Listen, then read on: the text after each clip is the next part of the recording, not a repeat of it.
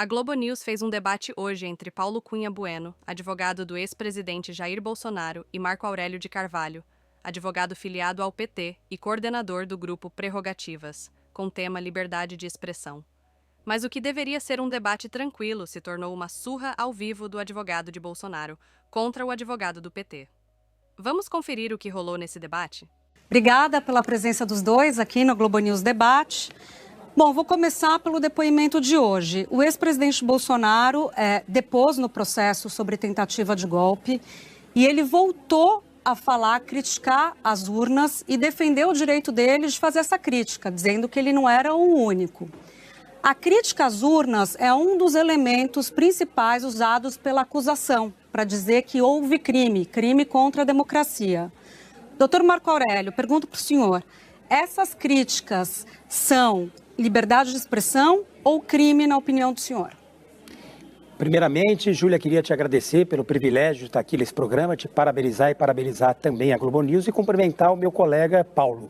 Na verdade, não há a menor dúvida em relação a isso, é de fato um crime, né? Que concorre para outros tantos cometidos, enfim, pelo Bolsonaro e pelos seus aliados, né? Importante lembrar que eles respondem por 5 crimes em relação aos episódios de 8 de janeiro, né? Tentativa violenta de abolição do Estado de Direito, dano ao patrimônio público, né? Deterioração do patrimônio público, associação criminosa e golpe de Estado, né? E para todos esses crimes, o questionamento das urnas acaba de alguma forma concorrendo, de forma decisiva, porque insufla essas hordas, enfim, ávidas, né? Evidentemente pela tentativa frustrada, por bem de todos nós, de derrubar o Estado de Direito e de comprometer as nossas instituições. Então não há a menor dúvida de que há o cometimento de um número enorme de crimes e esse é um deles, né? Quero também registrar, por fim, a minha alegria de participar do programa num dia como o dia de hoje, né? Que é um dia festivo para a democracia, um dia em que golpistas sentam no banco dos réus, um deles ex-presidente da República, para responder pelos graves atos que cometeram, né? Diante da mais alta corte constitucional do país e com respeito a todos os direitos e garantias individuais, enfim, que são resguardados, né? Em um processo formal como deve ser, né? Então não deixa de ser um dia festivo. Doutor Paulo, o senhor.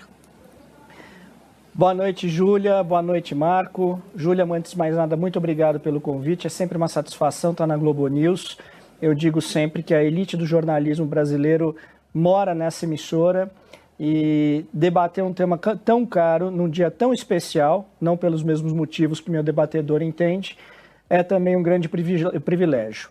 É um dia especial pelo seguinte, justamente pelo tema que você de forma quase que inédita ou talvez muito corajosa, trouxe ao seu programa, que é a discussão da liberdade de expressão. Né? Um debate que tem sido, de uma certa forma, deixado um pouco de lado ou não tem sido dada a importância que deveria, a despeito dos recorrentes e contemporâneos episódios a que a gente tem assistido, cerceando ou limitando a liberdade de expressão do povo brasileiro. Você me perguntou, falou um pouquinho de urnas, né? E é interessante porque essa questão de o presidente Bolsonaro ser questionado porque colocava em dúvida a segurança, a rigidez e a confiabilidade das urnas se tornou um preâmbulo de toda a acusação que se desenvolve contra ele. Na verdade, preliminarmente, é importante a gente dizer o seguinte, o direito de duvidar é uma espécie do gênero direito de pensar. Todo cidadão tem o direito de duvidar do que bem entender. E o presidente Bolsonaro, só para trazer um pouco do depoimento de hoje, ele funda as dúvidas, as questões que ele levantou sobre a vulnerabilidade, não sobre fraudes, mas sobre a vulnerabilidade das urnas de maneira muito clara, né? Nós tivemos em 2018 um inquérito aberto por iniciativa do TSE, onde se apurou que houve hackeamento dentro do TSE. Inclusive com subtração de senhas de ministros. Então, veja, para mim o ponto importante, eu não vou entrar aqui de secar a fundo a defesa do meu cliente, porque também não é o momento, mas entender a discussão, a importância dessa discussão. Duvidar é um direito do cidadão. O Brasil é um país onde nós encontramos uma fraude, muitos anos atrás, vocês devem lembrar, no painel de votação do Senado, que não é nem ligado na internet. Então, quando você levanta desconfianças, levanta suspeitas, não é apenas de fraudes. Quando você fala de um dispositivo eletrônico, você está falando de vulnerabilidades de hardware, de software, enfim, e que não permitem que se torne esta discussão absolutamente proibitiva. Hoje a urna, da forma como está colocada nessa denúncia tão famigerada, tornou-se um objeto praticamente sacrossanto, inatacável. É que a Procuradoria-Geral da República, ela não fala do direito de duvidar, ela fala sobre a desinformação, quando é divulgada informação errada, sem comprovação científica, por exemplo, no caso das urnas. Então, acho que esse é o ponto da argumentação. Passo a bola para o senhor de novo, doutor Paulo, até para o senhor fazer um posicionamento em relação a isso. Mas queria colocar a discussão de maneira mais ampla. Na avaliação do senhor, a liberdade de expressão é um direito absoluto? Olha, eu diria para você, né, liberdade de expressão, ela, enfim, do ponto de vista teórico, ela é encarada sobre 3 perspectivas, basicamente. Uma como direito natural, né? Não é o Estado que confere a liberdade de expressão, que é uma espécie também do gênero da liberdade de pensamento.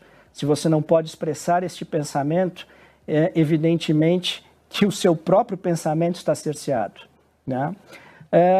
E você tem uma segunda posição que talvez responda mais a sua pergunta, que é o pensamento iluminista, né? O pensamento, a perspectiva do iluminismo escocês-americano, e que percebe na liberdade de expressão o direito que protege todos os demais direitos. A nação que ignora a liberdade de expressão de uma forma plena, ela tenderá à tirania, inevitavelmente. Doutor Marco Aurélio? Olha, é interessante o que o colega colocou, com todo respeito, mas veja, se é um direito que de alguma forma garante e protege todos os direitos, ele não pode, na verdade, ameaçar nenhum desses direitos. E o que acontece, enfim, no país é exatamente o oposto do que o colega narrou, né? A liberdade de expressão é, de fato, um direito fundamental, esculpido no texto constitucional, no artigo 5º, que é o artigo talvez mais importante da nossa Carta Constitucional Cidadã, mas ele tem limites que a própria lei estabelece, né? E o grau de reprobabilidade dessas condutas está esculpido em determinados específicos tipos penais que foram construídos pelo legislador exatamente como uma espécie de freio de contenção, como um limite para esse direito que não é e nem poderia ser em nenhuma circunstância absoluto, sobretudo quando ele coloca em xeque, enfim, a dignidade da pessoa humana e quando ele é, na verdade, um instrumento de ataque aos grupos vulneráveis e vulnerabilizados. É muito importante a gente deixar claro que a gente defende de forma categórica, né, essa é minha posição pessoal também do Grupo Prerrogativas, a liberdade de expressão como um direito fundamental em toda e qualquer democracia. Mas nós também defendemos, enfim, que haja algum tipo de contenção a esse direito para que esses grupos não sejam atingidos e para que a própria democracia, de um modo geral, não seja comprometida. O que a gente vê no país é exatamente o oposto, infelizmente. E para registrar, Júlia, um outro sentimento em relação especificamente à dúvida que se coloca em relação às urnas, é importante dizer que o próprio presidente do partido pelo qual o Bolsonaro saiu candidato nas últimas eleições, atestou a integridade das urnas. Portanto, as supostas dúvidas foram esclarecidas no bojo de um processo instaurado pelo TSE com a participação de todos os partidos políticos. Esse mesmo ex-presidente que questionou as urnas e o sistema eleitoral brasileiro, que é um paradigma para o mundo, é uma das democracias mais eficientes na aferição de resultados, não há dúvida quanto a isso, veja o número enorme, né, de democracias que visitam o Brasil para conhecer a nossa experiência, mas esse mesmo ex-presidente se sagrou vencedor nas eleições de 2018 e por uma questão de conveniência sempre seletiva, resolveu não questionar as urnas eleitorais e elegeu o 01, o 02, o 03 e o 04, os seus 4 filhos que são parlamentares, 2 vereadores, um senador e um deputado federal. Não deixa de ser uma contradição em termos, né, curiosa. Como quase sempre em tudo que se trata do Bolsonaro. A coerência não é um valor que ele prestigia, né? Doutor Paulo, queria ouvir o senhor sobre esses limites que o doutor Marco Aurélio destaca, que são limites mesmos que existem no arcabouço legal brasileiro, na própria Constituição, quando aponta os outros direitos, os direitos fundamentais. O senhor concorda com isso ou o senhor tem uma leitura diferente? Olha, acho que é importante, já que o colega mencionou a Constituição que está previsto, a Constituição brasileira prevê a liberdade de expressão de uma maneira muito semelhante à que prevêem constituições de países como Cuba, como a China, como as 2 constituições soviéticas, a de Stalin e a de Brezhnev, prevêem genericamente. Mas depois fazem a legislação limitando e quanto mais autoritário o governo, maior será essa limitação por meio de legislação infraconstitucional. Por que se fala tanto da primeira emenda americana como um diferencial em relação a outras constituições? Porque a primeira emenda americana fala o seguinte: olha, é assegurado a liberdade de expressão e é proibido legislar contra a liberdade de expressão. Então você tem um limitador onde você já nem discute isso dentro do Congresso.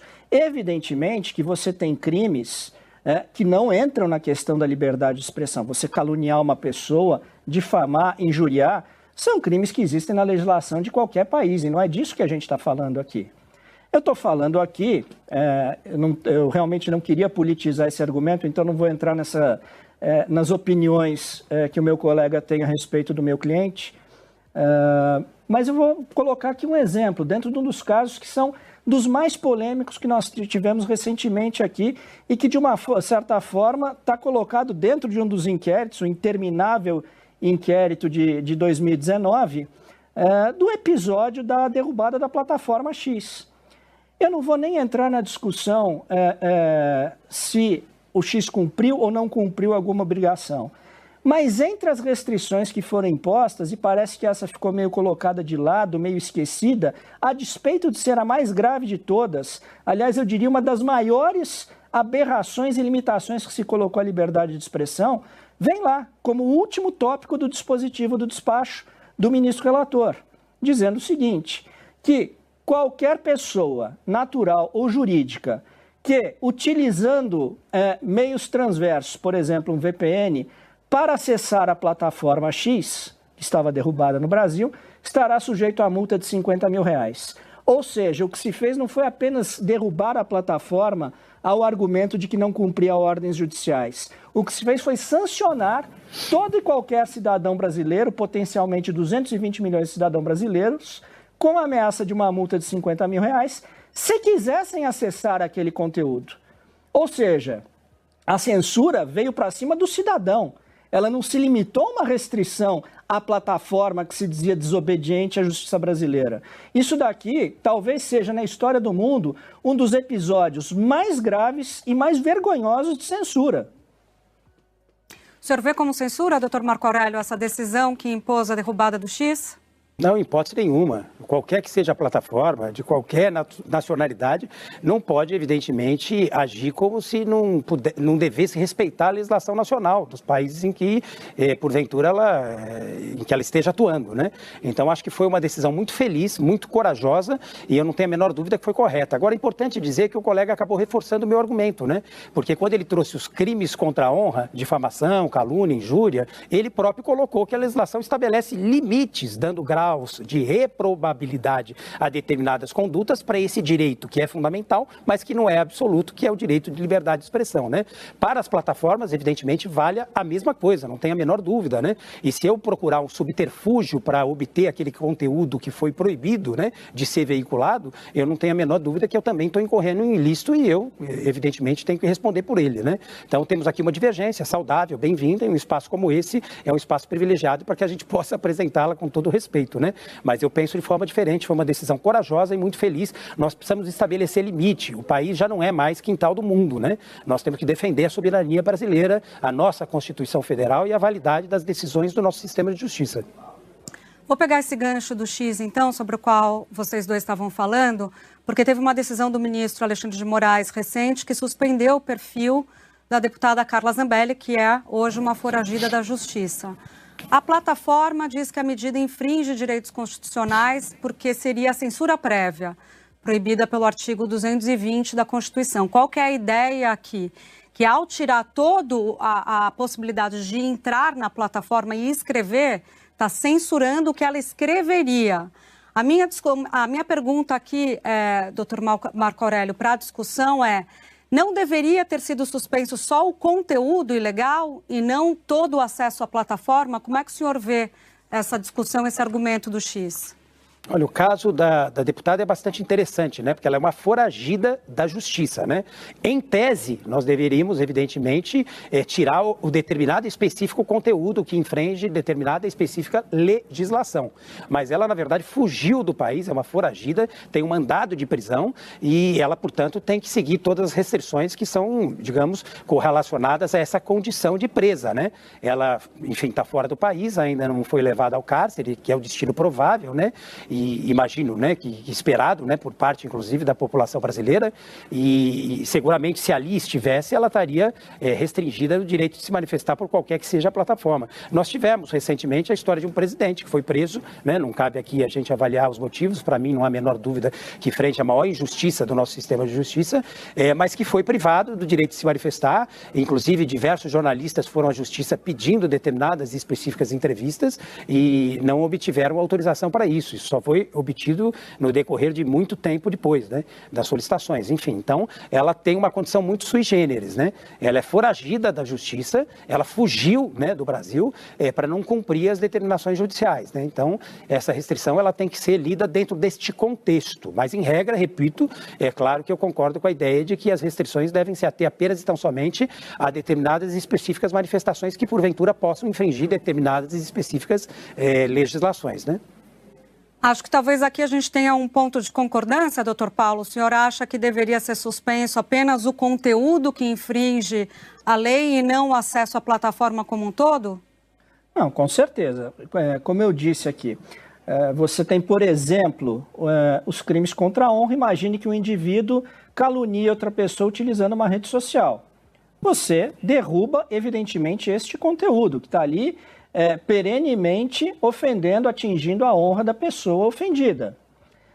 Agora, você prospectivamente proibir, banir completamente, aí de fato você está estabelecendo uma restrição perpétua para o indivíduo, e que é algo que nós temos assistido recorrentemente aqui. Eu destaco aqui jornalistas como Paulo Figueiredo, que está nos Estados Unidos, tem o perfil, as plataformas dele derrubadas há 2 anos. Quer dizer, se não se concordava com algo que ele escreveu, ok, se atingisse aquela publicação. Agora, você tem um jornalista proibido de trabalhar. E hoje o que eu vejo? É interessante como o direito à agressão à liberdade de expressão, ela vai pouco a pouco e se transforma até de forma semântica. Hoje eu vejo os despachos que têm derrubado essas redes sociais, recorrentemente substituem o verbo criticar pelo verbo atacar. Confundem agressão com crítica. E esse é o paradigma perigosíssimo que a gente não pode quebrar. Por quê? Uma nação que não venera o seu direito de expressão, sua liberdade de expressão como deveria, ela tenderá à tirania. Isso é fato.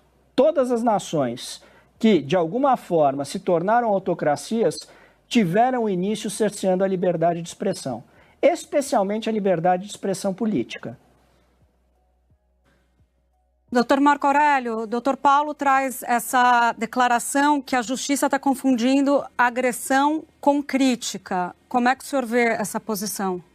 Eu acho que a crítica não pode ser um abrigo, um escudo para agressão. E é o que a gente vê, infelizmente, no país, né? Ela não pode ser um subterfúgio. Nós temos que separar o que é crítica do que é agressão, né? E basta ver o que o Bolsonaro fazia, enfim, né? Falava no cercadinho, né? No famoso cercadinho, para a gente poder ter a dimensão do que é crítica e do que é agressão. Ele agredia com bastante frequência determinados grupos, em especial os grupos vulneráveis e vulnerabilizados, atacava a liberdade de imprensa de uma forma recorrente, veemente. Isso me parece duvidoso. Nós temos fartas provas materiais a respeito. Agora, o direito de criticar, nós defendemos para Chico e para Francisco. A crítica, ela é sempre saudável e muito bem-vinda em qualquer que seja a democracia. Sobretudo em uma democracia como a nossa, de dimensões continentais, né? Então, nós temos concordância em relação à tese, mas não creio que haja o que a gente chama no direito de subsunção do fato à norma. Esse caso não cai como uma luva, né? Para as agressões que têm sido feitas, sobretudo pelos bolsonaristas, né? Que parece que não sabem conviver num ambiente democrático onde as divergências devem ser colocadas com respeito e com tolerância. Queria pegar um outro acontecimento recente, que foi a decisão da Trump Media, que é do presidente americano, o grupo de mídia do presidente americano, e do Rumble, que teve a sua atuação suspensa aqui por determinação também do ministro Alexandre de Moraes, aqui no Brasil, eles pediram à justiça americana a responsabilização do ministro, alegando censura a cidadãos e companhias, empresas, né, norte-americanas. Eles falam em censura extraterritorial, que a decisão dele aqui no Brasil estaria tendo impacto, reflexos lá nos Estados Unidos. Por outro lado, as autoridades brasileiras entendem que o que eles estão fazendo lá é uma influência na decisão brasileira, da justiça brasileira. Começo com o senhor, doutor Paulo. Como é que o senhor vê essa queda de braço? Olha, de fato aqui também é um direito de petição, se essas plataformas se sentem ofendidas em território americano, buscar a justiça americana. Evidentemente não conheço pormenores aqui de como a justiça americana enfrenta essa questão, mas se houve prejuízo na jurisdição brasileira, que se busque a jurisdição brasileira. Agora, voltamos de novo aqui à questão de excessos que vêm sendo cometidos ao longo destas investigações, né? Plataformas, plataformas de jornalistas e artistas sendo derrubadas, e todos eles, na grande maioria, que têm a orientação ideológica mais conservadora, mais à direita, né? Então, nós não podemos permitir de forma alguma a instrumentalização da justiça como mecanismo de censura, ao argumento, né, sempre muito flexível, de que se está aqui evitando expressões de conteúdo vago como desinformação, discurso de ódio, ou seja, neologismos cujas fronteiras nós não conhecemos e que facilmente acabam subtraindo de cidadãos, inclusive de profissionais, de jornalistas, a liberdade de expressão.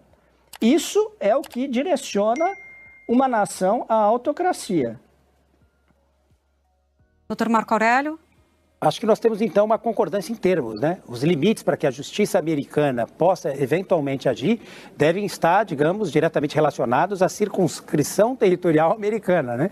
Eles têm que aprender a respeitar a soberania brasileira. Mas isso talvez venha daquele pensamento, repito, de que o Brasil continua sendo, pelo menos no entendimento deles, uma espécie de quintal, né, dos americanos. Mas há muito tempo nós deixamos para trás esse sentimento e o Brasil tem tido uma postura muito altiva, né, no relacionamento bilateral com diversas nações e não vai ser diferente com os Estados Unidos. Quero, inclusive, parabenizar o próprio Supremo Tribunal Federal e o governo brasileiro pela reação enérgica, né, a Advocacia Geral da União, do nosso querido ministro Jorge Messias, que tem feito um trabalho magnífico, fantástico, um homem com espírito público, vocacionado, enfim, para essa tarefa, para essa missão que ele abraçou, que tem defendido a soberania nacional e tem defendido o nosso sistema de justiça, a rigidez e a integridade das nossas instituições e das nossas decisões. Nós estamos muito longe de uma autocracia, né? Nós vivemos, enfim, um regime democrático ameaçado constantemente por essas hordas bolsonaristas que agora estão nos bancos dos réus respondendo pelos graves atos que cometeram nos tristes episódios de 8 de janeiro, né? Para nossa alegria, tentativa frustrada de abolição violenta do Estado de Direito, né? A democracia no Brasil, ela funciona, embora ameaçada, né? Embora ainda frágil, né? Uma democracia relativamente recente, né? Vivemos 21 anos, né? 21 rigorosos invernos, rigorosos verões, né, sob uma ditadura violenta e sanguinária, né? Infelizmente não passamos por um processo, enfim, de encontro com a nossa própria história para responsabilização dos crimes cometidos naquele período, mas estamos defendendo de forma adequada e suficiente as nossas instituições. Merece reconhecimento e aplauso o Supremo Tribunal Federal e o governo brasileiro que tem de forma altiva defendido a soberania do nosso país. Doutor Marco Aurélio, ainda sobre essa discussão de liberdade de expressão, limites, crime, como é que o senhor vê a campanha de Eduardo Bolsonaro nos Estados Unidos contra as instituições brasileiras? Ele deveria estar respondendo a um processo no Conselho de Ética, né? Muito grave. Ele tem procurado, na verdade, descredibilizar as nossas instituições e o Estado de Direito e, portanto, a própria democracia brasileira. Se licenciou de um mandato, né, que ele próprio, né, acabou assumindo em virtude da nossa legislação eleitoral, legislação que ele, o pai e o restante da família parecem continuar querendo questionar. É uma coisa realmente impressionante, difícil de acreditar. Viaja para os Estados Unidos, se licencia está usando os 2 milhões que o Bolsonaro obteve por PIX, né, de uma forma, no mínimo, suspeita, né, desviando a finalidade, né, mas aí é o problema de quem doou, né, que com a sua consciência, né, doou com um determinado objetivo e agora percebeu que, ao que parece, o Bolsonaro deu um outro destino, né.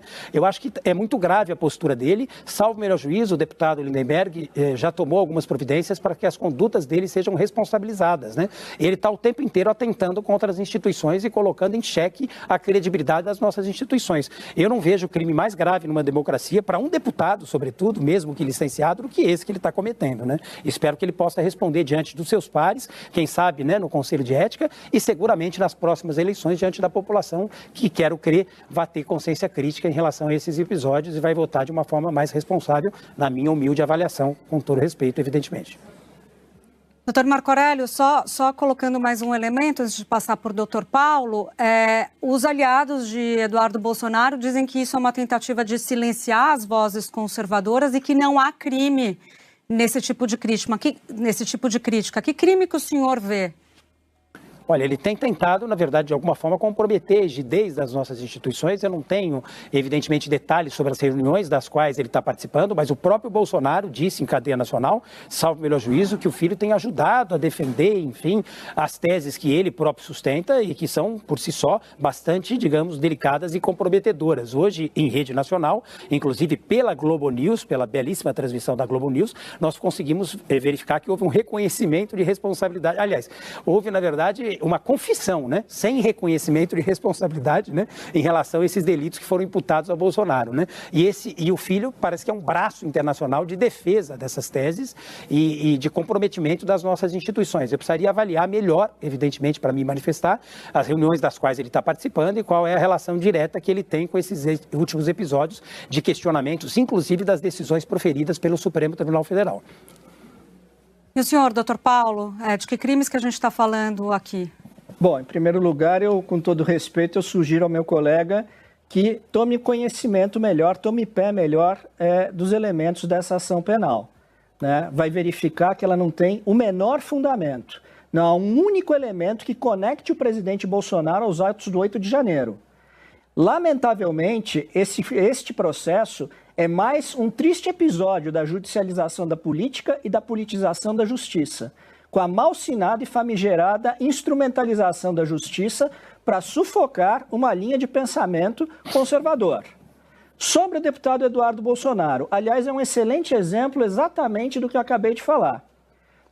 O deputado Eduardo Bolsonaro foi aos Estados Unidos para passar uma viagem de uma semana com esposa e filhos. Quando lá estava, o deputado Lindenberg Farias ingressa com uma representação requerendo a cassação do passaporte, justamente aduzindo que o deputado não poderia fazer críticas, e aí usaram, o meu colega Marco Aurélio usa o verbo criticar, inclusive, acertadamente, não atacar, criticar a Suprema Corte fora do Brasil. Bem, liberdade de expressão, ela não tem limitação de soberania. O indivíduo pode criticar a instituição que ele quiser onde ele estiver, né? O que aconteceu foi que o Procurador-Geral da República, o ministro Moraes, não decidiam isso, sinalizando que provavelmente, se ele regressasse ao Brasil, teria seu passaporte cassado. Ao que determinou a decisão dele, decisão dura, o indivíduo viaja para permanecer uma semana e acaba tendo que se mudar para os Estados Unidos para não ter sua liberdade de ir e vir cerceada. Uma hora depois, em que o deputado anuncia que irá permanecer nos Estados Unidos, sai a decisão determinando o arquivamento e taxativamente dizendo que ele não vinha fazendo nada de ilegal. Muito bem. Dali por diante, em dado momento, passam-se aí semanas, o secretário de Estado, Marco Rubio, em uma arguição dentro do Congresso americano, menciona que há o estudo de aplicação de sanções ao ministro Alexandre de Moraes. Bem, a partir de então, o Procurador-Geral da República decide então abrir uma nova investigação em torno do deputado Eduardo Bolsonaro. Note que entre o arquivamento da primeira e a abertura da segunda, o deputado não teve nenhum tipo de atitude diferente daquelas que o Procurador-Geral da República disse não consistirem em nenhum ato ilegal para arquivar o primeiro episódio. O deputado Eduardo não está praticando nenhum crime ali. o que lhe é imputado num contorcionismo digno do Cirque du Soleil é coação no curso do processo. Coação é crime praticado mediante violência ou grave ameaça. Onde houve violência e grave ameaça aqui? Ou criticar o governo brasileiro, a Suprema Corte brasileira, é uma grave ameaça? A grave ameaça, para que se caracterize, o indivíduo tem que deter em suas mãos o poder de constranger outro. Eduardo Bolsonaro não tem poder de aplicar sanções a ministros da Suprema Corte. O único poder que ele tem é o de se indignar e de buscar ajuda internacional diante do que acontece no Brasil hoje, não apenas em relação ao pai dele, mas a liberdade de expressão de todo um movimento político conservador que, de novo, tem sido perseguido pela instrumentalização da justiça. Me permite só...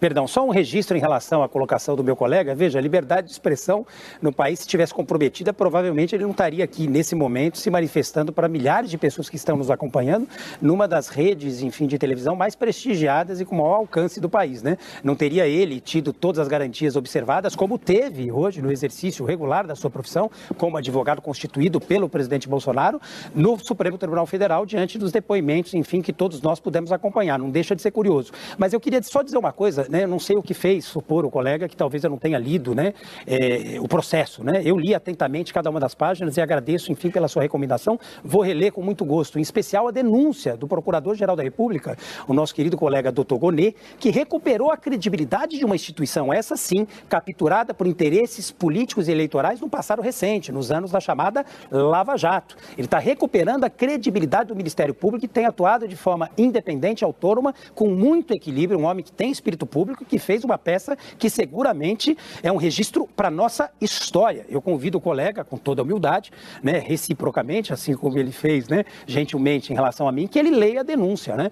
O envolvimento do Bolsonaro é induvidoso. O Bolsonaro é mandante de cada um dos crimes cometidos por aquela horda que se reuniu para depredar próprios da administração pública brasileira, patrimônio público, inclusive material, obras de arte, quadros do Di Cavalcanti. É claro que talvez muitas daquelas pessoas nem soubessem, né, diante do que estavam, né, aquele relógio e tantas outras coisas. Ele é um mandante, não há a menor dúvida. Hoje eu queria ter ouvido, Júlia, inclusive algumas perguntas por parte, né, do ministro, eventualmente até do nosso querido procurador-geral, a respeito, por exemplo, do punhal verde e amarelo e tantos outros temas, enfim, que deveriam constranger a todo e qualquer cidadão, independentemente de qualquer convicção ideológica. É importante dizer que a denúncia por si só, ela é forte o bastante para causar, no mínimo, um constrangimento, né? E hoje, a participação do Bolsonaro, a imprensa noticiou amplamente, não deixa de ser uma espécie de confissão de culpa, sem assunção de responsabilidade, mas foi uma confissão de culpa e a gente pode falar sobre isso, evidentemente, se for o caso.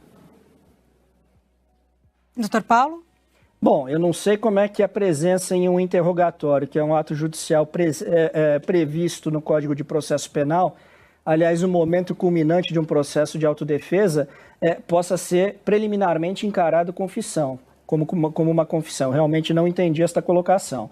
No entretanto, eu volto a dizer o seguinte, é curioso porque o relatório final da Polícia Federal que indiciou o presidente Bolsonaro e os outros acusados hoje, ela em momento algum conseguiu, depois de 2 anos de investigação, conectar qualquer ação de induzimento, auxílio ou instigação do presidente Bolsonaro aos atos de 8 de janeiro, que foram atos espontâneos da população indignada com o processo eleitoral disfuncional que privilegiou o atual presidente, né? De fato, a investigação ela foi tão carente nesse aspecto que usou no seu relatório final o advérbio de dúvida, por sinal, possivelmente por 96 vezes. Ou seja, não havia conclusão nenhuma, o que havia era uma narrativa e que, lamentavelmente, foi replicada praticamente em totum pela Procuradoria-Geral da República. E num ponto eu concordo com o meu debatedor. Esta peça vai entrar para a história, mas não de uma forma positiva, vai entrar para a história de uma forma vergonhosa. E esse foi o vídeo de hoje, pessoal. Deixe nos comentários sua opinião e se inscreva no canal. Vamos juntos mostrar a verdade que poucos falam. Até o próximo vídeo.